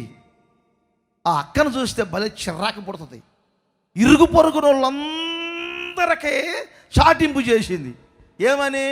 ఏం షోలామితే ఈరోజు భలే హుషారుగా ఉన్నావంటే, నా ప్రియుడు వస్తాడు అక్క, ఆయన రాగానే నన్ను తీసుకొని ఉద్యానవనానికి వెళ్తారక్క, ఇద్దరం కలిసి ఉద్యానవనానికి వెళ్ళిపోతామా ఏటనుకున్నా అని. ఏమండి, అన్నీ బాగానే చెప్పారు. ఆఖరికి ఏమ్మా ఏంటి ప్రియుడు వస్తాడు ప్రియుడు వస్తాడు ప్రియుడు వస్తాడని చెప్పి ఇంకా నీవు ఆలోచన చేస్తున్నావు. వస్తాడు, ఆయన కొరకు కనిపెట్టాలి. తిన్నగా నిద్రలోకి వెళ్ళిపోయింది. నిద్రపోతా కూడా ఏమని కళ్ళగా అంటాం తెలుసా? పగటి కళ్ళలో భలే పగటి కళ్ళగా అంటారులేండి. ఆ మధ్య ఒక ఊరికి వెళ్ళి మీటింగ్కి మరలా తిరిగి వస్తున్నాను. పల్లెటూరులోంచి వస్తూ ఉన్నా. అందరు వేసవి కాలంలో బయట పడుకున్నారు. కొంతమంది చాపల మీద, కొంతమంది బెడ్ల మీద పడుకున్నారు. మొత్తం మీద బెడ్షీట్లు కప్పుకున్నారు. నేను ఆ ఊర్లో నుంచి వస్తూ ఉంటేనండి, ఆ దుప్పట్లో బెడ్షీట్లో బెడ్ లైట్లు ఉన్నాయి. నేను అనుకున్నాను, ఇంట్లో కదా బెడ్ లైట్ పెట్టాల్సింది, ఈ కప్పుకున్న దుప్పట్లో బెడ్షీట్లు ఏంటిరా అన్న మనోడిని. అప్పుడు మనోడు చెప్పాడు, నాకు తెలియదు కదండి, అంత నాలెడ్జ్ నాకు ఎక్కడుందండి, నాకు వాక్యం మీద ఎక్కువ ఉంటుంది కానీ మిగతా వాడి మీద చాలా తక్కువ అండి, జీరో అండి, చాలా జీరో. నేను లోకపరంగా కొన్ని విషయాలు తెలియదు నాకు అసలు. వాక్యం ఏదో చదువుకుంటున్నాను, ప్రార్థన చేసుకుంటున్నాను కాబట్టి కాస్త మీకు చెప్పగలుగుతున్నాను. ఒరే అన్నయ్య అవి బెడ్షీట్లలో బెడ్ లైట్లు కదన్నయ్య, పండుకొని అందరూ సెల్ ఫోన్లలో ఊడ్చుకుంటూ కూర్చున్నారంట దుప్పట్లు కప్పుకొని. పండుకునేటప్పుడు కూడా చూడండి, కొంతమంది దరిద్రులు అనకూడదు కానీ పండుకునేటప్పుడు కూడా ఊడ్చుకుంటూ కూర్చోడమేనా? ఎవడైనా కానీ ఇడ్లీ తినేటప్పుడు చట్నీ నంచుకుంటాడు, ఇడ్లీ వేసుకుంటాడు, అలో అంటుంటాడు ఇంకొకడు. అంత అవసరమా? ప్రశాంతంగా తినండి. ఎంతవరకు యూజ్ చేసుకోవాలో అంతవరకు యూజ్ చేసుకోండి. టెక్నాలజీని కానీ సెల్ ఫోన్లు కానీ. ఉంది కదా ఫేస్బుక్ అని చెప్పి మీ మొహాలని పెట్టాల్సిన అవసరం లేదు. అందులో మీరు మత్తులు కాకూడదు. చివరికి అలాగే పడుకొని నిద్రపోతుంది. పిలుస్తున్నామన్నారు, అమ్మాయి ఏం నిద్రపోతున్నట్టుంది, ఊరుకోండి నేను ఎందుకు నిద్రపోతానులే. కానీ నేను నిద్రిస్తున్నానే కానీ నా మనస్సు మేలుకొని ఉన్నది. మా పురుషుల మీద ఒక్కరి మీద కూడా మాకు అనుమానం రాదు. మనోళ్ళకి ఆడోళ్ళకి కొంతమందికి నిద్ర వచ్చిందంటే ఏం చేయరు, నిదానంగా ఏసులు మూసి కొంచెం లాగుతారు. ఇక లాగి తిన్నగా ఊగుతుంటారు. పక్కక్క తట్టిందనుకో, ఏంటక్క ఊగుతున్నావు, ఆత్మవశంలోనికి వచ్చానమ్మ. పూర్తిగా ముసుగు తీస్తే నోట్లో నుంచి ఉమ్మిగారుతుంది. ఎంతో మందిని చూసి మోసపోలేదు జీవితంలో. ఈ మత్తులో ఉన్నారండి. ప్రియుడు వస్తారు, తలుపు కొడతారు, ఆయన చివరికి తలుపు తీస్తాను, తిన్నగిద్దరం ఉద్యానవనానికి. ఎక్కడికి వెళ్ళిందండి భక్తి? ఆఖరికి ప్రియుడు వచ్చారు, తలుపు కొట్టారు, తలుపు సందులో వ్రేలు పెట్టాడు. ఓ షొలమ్మితే వర్షానికి తల తడిసిపోతుంది, తీవే అని ఎంత తీయమన్నా కానీ వస్తాడు. ఈ పగటి కలలో ఇలా చాలామంది ఇలాగే మోసపోతున్నారు. నేను ఎక్కువగా వివరించట్లేదు, కొద్దిగానే చెప్తున్నా. బైబిల్ చెప్తుంది యెహెజ్కేలు భక్తుల గురించి కానీ, పేతురు భక్తుల గురించి కానీ. పేతురు చూడండి, మిద్ది మీదకి వెళ్ళి దైవాత్మ వశుడయ్యాడు, ప్రార్థనలో దేవుని వశంలోనికి వెళ్ళిపోయాడు, ప్రజల రక్షణ గురించి దర్శనం చూశారు. ఇంకో మాట చెప్పనా, యెహెజ్కేలు భక్తుల గురించి రాయబడిన 3 మాటలు ఉంటాయి. ఒకటి దైవాత్మ వశుడయ్యాడు, రెండవది దర్శన వశుడయ్యాడు, మూడవది ఆత్మవశుడయ్యాడు. ఈ గుడాల పండుగలో మీరందరూ వాక్యవశులుగా మార్చబడాలి, ఆత్మవశులుగా మార్చబడాలి. ఎక్కడ కూర్చున్న ప్రార్థనలో ఉన్నప్పుడు దర్శన వశులుగా మీరు మార్చబడాలి. ప్రతి క్షణం ప్రతి పూట ఆత్మవశులుగా మీరు మార్చబడాలి. క్రీస్తు దినమునకు మీరందరూ పరిశుద్ధాత్మవశులుగా మార్చబడుదురుగాక. చేతుల పైకెత్తి ఇంకొకసారి చెప్పండి గట్టిగా. ఒక వాక్యాన్ని చెప్తానండి, ముగిస్తాను. ఇంకొక సందేశం ఉంది మనకు, కాబట్టి ఆ సందేశానికి కూడా మనం వినాలి. కాబట్టి చాలా చోట్ల ఉన్నాయండి. యాకోబు కూడా రాస్తారు, ప్రభువు రాకడ వరకు మీరందరూ ఓపిక కలిగి ఉండండి అని చెప్తారు. సహనం కలిగి ఉండండి. ప్రభు రాకడ దినంలో మీరు ఓపిక సహనం కలిగి ఉండాలి. ఆ సహనాన్ని కోల్పోతే గొప్ప ద్రోహ కార్యాలు జరుగుతాయి, మీ ప్రాణాలను దక్కించుకోలేరు. ఆ రోజుల్లోనే ఒంటి నిండా రోగం వచ్చినప్పటికీ, ఆస్తులు కోల్పోయినప్పటికీ, పిల్లలను కోల్పోయినా యోబు భక్తుడు, నా విమోచకుడు సజీవుడు, మరలా ఆయన భూమి మీద నివసిస్తారు, నేను మరొక శరీరముతో నా విమోచకుని నేను చూస్తాను అని ఆ యోబు యొక్క సహనమును గురించి ఎలా కనిపెట్టుకొని ఉన్నారు దేవుని గురించి, అది యాకోబు భక్తుడు రాసినట్లుగా కూడా మనం బైబిల్లో గమనిస్తాం. అయితే ఒక చిన్న వాక్యం, ఆ ఫిలిప్పీ పత్రిక 2వ అధ్యాయం చూడండి, 14 నుండి 16వ వచనం వరకు. ఇక్కడ ఒక దైవజనుని యొక్క అతిశయమును గురించి వ్రాయబడింది. ఇది చాలా జాగ్రత్తగా మీరు వినాలి. చూడండి, మీరు మూర్ఖమైన వక్రజనము మూర్ఖమైనటువంటి వంకర జనము మధ్య నిరపరాధులుగాను నిష్కలంకులుగాను అనింద్యులైన దేవుని కుమారులగునట్లు సనుగులు సంశయములను మాని సమస్త కార్యములను చేయండి. అట్టి జనము మధ్య జీవవాక్యమును మీరు చేత పట్టుకొని లోకమందు జ్యోతుల వలె కనబడుతున్నారు. ఈ వాక్యం చూడండి, అందువలన నేను వ్యర్థముగా పరిగెత్తలేదని 17వ వచనం వరకు రండి. అందువలన నేను వ్యర్థముగా పరిగెత్తలేదని చూశారండి, ఒక దైవజనుడు చెప్తున్నారు, నేను వ్యర్థముగా పరిగెత్తలేదనియు, నేను పడిన కష్టం నిష్ప్రయోజనం నిష్ప్రయోజనము కాలేదనియు, క్రీస్తు దినమున నాకు క్రీస్తు దినమున ఏమండి మాకు అతిశయ కారణముగా మారుతుంది. ఈ రోజున దైవజనులు యేసన్న గారి గురించి మేము చెబుతానే ఉంటాం. పేతురు గురించి చెప్పుకోలేదా? పౌలు గురించి చెప్పట్లేదా? భక్తుల గురించి చెప్పట్లేదా? మేము అందరి గురించే చెప్తున్నాం. అలాగే ఏమండి దేవుని దాసులైనటువంటి యేసన్న గారి గురించి, భక్తుల గురించి చెప్తానే ఉండాలి. ఒక మాట గమనించండి, ఒక దైవ సేవకుని అతిశయం ఏమిటి? మాకు ఒక అతిశయ కారణం మారుతుంది. మేము ఎందుకు ప్రయాసపడుతున్నాం? స్వార్థ ప్రకటించేటప్పుడు ఎన్నో నిందలు వస్తున్నాయి, అవమానాలు వస్తున్నాయి, కష్టాలు, కన్నీళ్లు కలుగుతున్నాయి, లోకానికి మురిగ్గా ఉన్నాం. అయినా ప్రస్తుత జీవితంలో మీ ద్వారా మేమేదో ప్రతిఫలం పొందాలని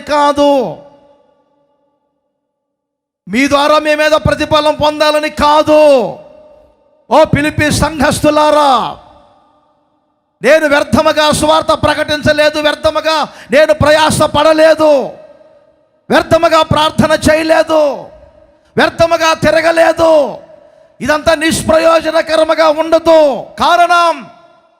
కారణం క్రీస్తు దినమున మీరే నాకు ఒక అతిశయకారముగా మార్చబడబోతున్నారు. ఈ లోకములో మీరు జీవవాక్యమును చేత పట్టుకొని ఆకాశములా కనపడుతున్న జ్యోతుల వలె ఉన్నారే. ఒక రోజున మీరందరూ క్రీస్తు దినమున ఆయన ఎదుట నిలబడటం, ఆయన వలె మార్చబడటం, ఆయన ముఖాముఖిగా చూడటం, మిమ్మల్ని అందరినీ సంపూర్ణంగా చేసి ఆయన ఎదుట నిలబడినప్పుడు ఆ అతిశయ కారణం మామూలుగా ఉంటుందా? అతిశయ కారణం? ఈ లోకములో, మరలా చెప్తున్న ఒక చిన్న మాట, ఈ లోకములో మేము వెళ్తా ఉంటే కొంతమంది ఎగబడతా ఉంటారు, అందుకు మురిసిపోము. కొంతమంది కొన్నిసార్లు మీరే చెడగొడుతుంటారు సేవకుల్ని. అర్థమైందండి? చెడగొట్టేది మీరే. కొన్నిసార్లు చక్కగా వాక్యం వినే వాళ్ళు వాక్యం వినరు, చక్కగా ప్రార్థన చేయించుకునే వాళ్ళు ప్రార్థన చేయించుకోరు. కొంతమంది లోకంలో ఉంటుంటారులేండి, ఆ సేవకుడు వచ్చాయని చెప్పి మరలా ఏమండి ముందు ఒక 4 కార్లు వెళ్ళాలి, వెనకొక 4 కార్లు రావాలా. ఇక రాజకీయ సభ కాదుగా, క్రైస్తవ సభ. అన్నం ఉన్న ఇస్తర ఎప్పుడు ఎగరదు. కూరకు రుచి తెచ్చే ఉప్పు ఎప్పుడు మరుగై ఉంటుంది. పైపైన పెట్టలాడేది కరివేపాకు. అన్నిటికంటే ముందు తీసి పక్కన పడేసేది కరివేపాకునే. అలాగే దేవునికి ఘనత రాకుండా, దేవునికి మహిమ రాకుండా, దేవుని కొరకు చేయకుండా చాలామంది సేవకులు తాత్కాలికమైనటువంటి సమాజముగా సమకూడుకుంటున్నారు, డబ్బు దొంగిలిస్తున్నారు, సమాజముగా కూడుకుంటున్నారు, వాళ్ళ ద్వారా చప్పట్లు కొట్టించుకుంటున్నారు, సమాజముగా కూడుకుంటున్నారు. వారు పొగర్తలో టచ్ అంటాడు ఒకడు, దయ్యం పడిపోగానే రాబందులు 4 తీసుకొచ్చి నిలబెట్టాలి స్టేజీ మీద. ఏదో ఐస్ క్రీమ్ పెట్టినట్టుగా నోట్లో మైకి పెట్టాలా. ఏమైందమ్మా? కింద పడ్డానండి. ఎందుకు పడ్డావమ్మా? యేసుస్వామి బాగు చేశాడండి. యేసుస్వామి బాగు చేశాడమ్మా. ఎవరు ప్రార్థన చేస్తే బాగుపడ్డావు? ఈ ముసలానికి ఎదుగా నువ్వే అంటది. క్రింద మరలా స్క్రోలింగ్ రావాలా. రేవా చెప్పండి, రేవా. అంతటి పెద్ద దైవజనులు మేము చాలామంది చూసాం. చెట్టు పై భాగం ఫలభరితంగా ఉండాలంటే వేరు భాగం ఎప్పుడు మరుగై ఉండాలి. ఒక సేవకుడైన సంఘమైన అంత మరుగ్గా ఉంటే అంత అభివృద్ధిలోనికి వస్తారు ఒక రోజున. ఇవన్నీ తాత్కాలికమైన ఆడంబరాలు. మాకు ఒక అతిశయం ఉంది, ఏమిటో తెలుసా? క్రీస్తు దినమున మా ఆనందం మీరే, మా అతిశయము మీరే. మీరే పౌలు గారు అంటారు, క్రీస్తు దినమున మీరే. యేసన్న గారు చెప్పిన ఒక్క మాట చెప్పున, అదేంటి తెలుసండి? పరలోకం వెళ్ళినప్పుడు యేసయ్యను చూస్తారంట. యేసయ్య నిలబడతారు, యేసుప్రభు అలా వస్తూ ఉంటారు, అలా నేను వెళ్తూ ఉంటాను. ఇంత కిరీటాన్ని తీసుకొని వస్తారు యేసయ్య. అమ్మో, మహారాజు కదా, మహాకరుడు కదా, ఆ యేసయ్య తల మీద పెట్టుకుంటారేమో, పెడదాం నేను కూడా అంత పరిగెత్తుకుంటూ యేసయ్య దగ్గరికి వెళ్ళి అలా మోకాళ్ళ మీద పడి యేసయ్య పాదాలు పట్టుకోవడానికి ప్రయత్నం చేస్తే యేసయ్య పరలోకంలో సంగతి యేసన్న గారు వారి సువార్త సభల్లో వారి సంఘంలో మాకు చెప్పిన విషయాలండి. అలా యేసన్నని యేసయ్య గారు లేపుతారంట. లేసన్న లే లే లే పాదాల మీద పడిపోకలే. ప్రభువా ఏంటి కిరీటం అంటే, ఆ కిరీటాన్ని యేసన్న తల మీద పెట్టబోతా ఉంటారంట. యేసన్న తల మీద పెడతాడు. అయ్యా నాకెందుకు అయ్యా ఈ కిరీటం, నాకెందుకు ప్రభు ఈ కిరీటం, మీరు మహారాజునైనా మీరు పెట్టుకోండి అంటే, కాదురా చూడు ఒకసారి ఆ కిరీటాన్ని చూడు. ఆ కిరీటాన్ని చూడగానే యేసన్న గారు చెప్పారు, ఆ కిరీటాలో రత్నాలు, ముత్యాలు, ఎన్నో వైడూర్యాలు ఏమంటే అన్ని పొదిగి ఉన్నాయంట. ఆ పొదిగిన ఉన్నటువంటి రత్నాలు, ముత్యాలు ఎవరో కాదో, రత్నాలు ముత్యాల కంటే విలువైనటువంటి ఆత్మల్ని ఆ కిరీటములో పొదిగించి పెట్టాడు దేవుడు. నువ్వు భూమి మీద ఎంత ప్రయాసపడ్డావో, ఎంత కన్నీరు కార్చావో, ఎంత ఉపవాసాలు ఉన్నావో, నీకు మహిమను తెచ్చుకోకుండా, నీకు ఘనతను తెచ్చుకోకుండా, ప్రజలు పొగడుతుంటే చప్పట్లకు గురి కాకుండా, నేనని వెళ్ళకుండా ఎంత మరుగై ఉన్నావో, నువ్వు ఎంత ప్రయాసపడి నా ప్రయాస వ్యర్థము కాకూడదు, బూడిదలో పోసిన పన్నీరులాగా మారకూడదని ఎంత కన్నీరు కార్చావో, ఆ ఫలితం ఈ దినమున ఇదిగో వాళ్ళందరినీ కిరీటముగా ధరిస్తూ ఉన్నాను. ఇది ఒక సేవకుని యొక్క అతిశయ కారణం. ఇలాంటి సేవ ఎక్కడుందో, ఇలాంటి సంఘాలు ఎక్కడ నడుస్తున్నాయో కొంచెం గమనించండి. మరి ఈ గుడారాల పండుగలో అనేక కోణాల్లో దేవుని వాక్యం మనల్ని దర్శిస్తుంటుంది. మరి ఈ పూట ఒక గంట సేపు మీకు చెప్పాను, మరొకసారి చెప్తున్నాను. ఆ క్రీస్తు దినమునకు మనమందరము కూడా, మీరందరూ కూడా నిరపరాధులుగా మార్చబడుదురుగాక. క్రీస్తు దినమునకు మీరందరూ సత్క్రియలు కలిగి ధరించుకుని వారిగా కనబడుదురుగాక. క్రీస్తు దినమునకు మీరందరూ ఆత్మవశులుగా ఉండి నడిపించబడుదురుగాక. క్రీస్తు దినమునకు ఒక దైవ సేవకుని అతిశయ కారణముగా మీరందరూ జీవవాక్యమును చేత పట్టుకొని నిలబడుదురుగాక. మరి ఈ మాటలన్నింటినీ దేవుడు ప్రతి ఒక్కరి హృదయములలో స్థిరపరచునుగాక. ఈ మాటల యొక్క ప్రతిఫలాలు, ప్రయోజనాలు మీరు, మీ కుటుంబాలు దూరాన ఉండి లైవ్లో పాల్గొన్న వారు అనుభవించాలని మనస్ఫూర్తిగా కోరుకుంటున్నాను. ప్రేమ స్వరూపి, దయావాత్సల్యత గల దేవ, మంచి దేవుడవు, శక్తిమంతుడవు, గొప్ప దేవుడవు స్వామి. ఈ 49వ గుడారాల పండుగను మీరు ప్రేమించి ఇప్పటికే ప్రభా మీ సేవకులు మీరు నిలిపి మాట్లాడుతున్న మాటలన్నిటిని బట్టి మీకు వందనాలు, స్తోత్రాలు, కృతజ్ఞతాస్తుతులు చెల్లిస్తున్నాం. దేవా, ఎన్నో శ్రేష్టమైన నా ప్రభా సువార్త సందేశాన్ని, ఆదరణ కలిగిన మాటల్ని, సంఘానికి కావలసిన ఉన్నతమైన ఉపదేశాన్ని మీ సేవకులు మీరు నిలిపి మాట్లాడుతున్నందుకే స్తోత్రం చెల్లిస్తున్నాం. దేవా, మీరు త్వరగా రాబోతున్నందుకే స్తోత్రం తండ్రి. నీ రాకడ దినము సమీపమై కొలదిగా స్వామి, ఒకరినొకరు హెచ్చరించుకుంటూ, ఒకరినొకరు ప్రభా పురికొల్పుకుంటూ సమాజముగా కూడుట మానక స్వామి తండ్రి, నీ రాకడ కొరకు సిద్ధపడాలని ప్రభా మీరు సెలవిచ్చిన మాటలన్నిటిని బట్టి మీకు స్తోత్రం చెల్లిస్తున్నాం. దేవా, నీ రాకడలో ఎవరు నిందారహితులుగా ఉంటారు, ఎవరు నిర్దోషులుగా ఉంటారు తండ్రి. అయ్యా, వారు నీ రాకడలో ఎత్తబడతారు. వారికి శ్రేష్టమైన బహుమానం తండ్రి, కిరీటాన్ని మీరు అనుగ్రహించబోతున్నందుకే స్తోత్రం చెల్లిస్తున్నాం. దేవా, మేము సంఘానికి, దైవ సేవకులకి నా ప్రభా అతిశయంగా ఆనందముగా ఉండేటట్లుగా మీరు నడిపించమని వేడుకుంటున్నాం. నిర్దోషమైన మంచి మనస్సును, మనస్సాక్షిని ప్రతి వారికి అనుగ్రహించమని వేడుకుంటున్నాం ప్రభా. ప్రతి నిత్యము నీ రక్తము ద్వారా ఒక్కొక్కరు కడగబడాలి ప్రభా, కడగబడాలి. వాక్యముని ఉదక స్నానం ద్వారా ఒక్కొక్కరు కడగబడాలి ప్రభా. పరిశుద్ధాత్మని ద్వారా ఒక్కొక్కరు పవిత్రపరచబడాలి స్వామి. ప్రతి వారికి ఒక మంచి మనస్సాక్షిని మీరు అనుగ్రహించమని వేడుకుంటున్నాం. నీ సన్నిధిలో నిందారహితులుగా జీవించే కృపను అనుగ్రహించమని వేడుకుంటున్నాం స్వామి. మీ స్తోత్రం. సత్క్రియలు చేయగలిగిన వారుగా, కూడి వచ్చిన వారందరూ మీరు మార్చమని వేడుకుంటున్నాం స్వామి. మీ స్తోత్రం స్తోత్రం. మీరు వచ్చినప్పుడు స్వామి నా తండ్రి మీ ద్వారా కలిగే శ్రేష్టమైన మహిమను పొందేటట్లుగా కృప చూపించమని తండ్రి మేము ఎల్లప్పుడూ ఆత్మవశులై పరిశుద్ధాత్మ వశులై నీ స్వాధీనములు ఉండేటట్లుగా కృప చూపించమని వేడుకుంటున్నాం. పరిశుద్ధాత్ముడా, ఈ గుడారాలో పాల్గొన్న ఒక్కొక్కరు ఆత్మవశులుగా మార్చబడాలి ప్రభువా. ఆత్మవశులుగా మార్చబడాలి ప్రభువా. పరిశుద్ధాత్మ వశులుగా మార్చబడాలి. ఒక్కొక్కరి మీద పరిశుద్ధాత్మ శక్తి కుమ్మరించబడాలి. శక్తి కుమ్మరించబడాలి. ఆత్మ కుమ్మరించబడాలి. ఆత్మ కుమ్మరించబడాలి. నీ స్వాధీనంలో మేము కొనసాగించబడ్డానికి కృప చూపించమని వేడుకుంటూ విన్న ప్రతి మాటలు మా హృదయాలు మీరు స్థిరపరచమని వేడుకుంటున్న ప్రభువా. నిలిచి నీ మాటలు అందించిన మీ సేవకులను బట్టి కూడా మీకు స్తోత్రాలు ప్రభువా. మీ సేవకులు మరింత కృపతోనూ అభిషేకంతోనూ ఉపదేశంతోనూ నింపి ప్రపంచానికి ఆశీర్వాదకరంగా మార్చి మహిమను పొందుకోమని కోరుకుంటూ ఘనత మహిమ ప్రభావాలు మీకే ఆరోపిస్తూ యేసు నామాన ప్రార్థన చేసి అడిగి వేడుకుంటున్నాం తండ్రి. ఆమేన్. ఆమేన్.